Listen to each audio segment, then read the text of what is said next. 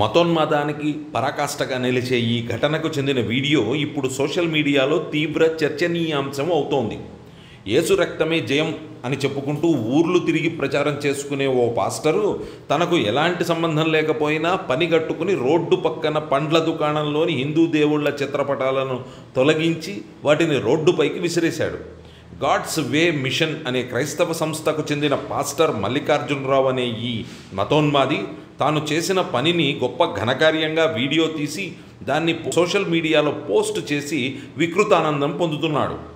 Pastor మల్లికార్జునరావుపై చర్యలు తీసుకోవాలంటూ social media వేదికగా అనేక మంది ఆంధ్రప్రదేశ్ పోలీసులను కోరుతున్నారు.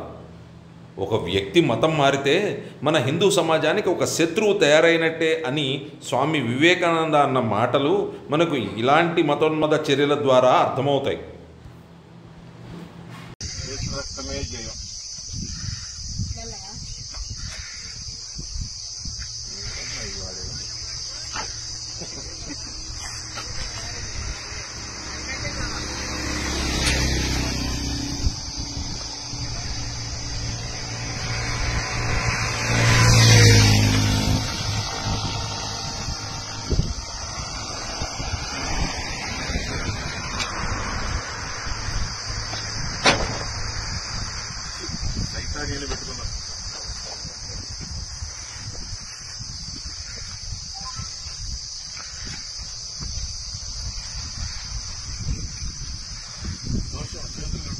చేతులు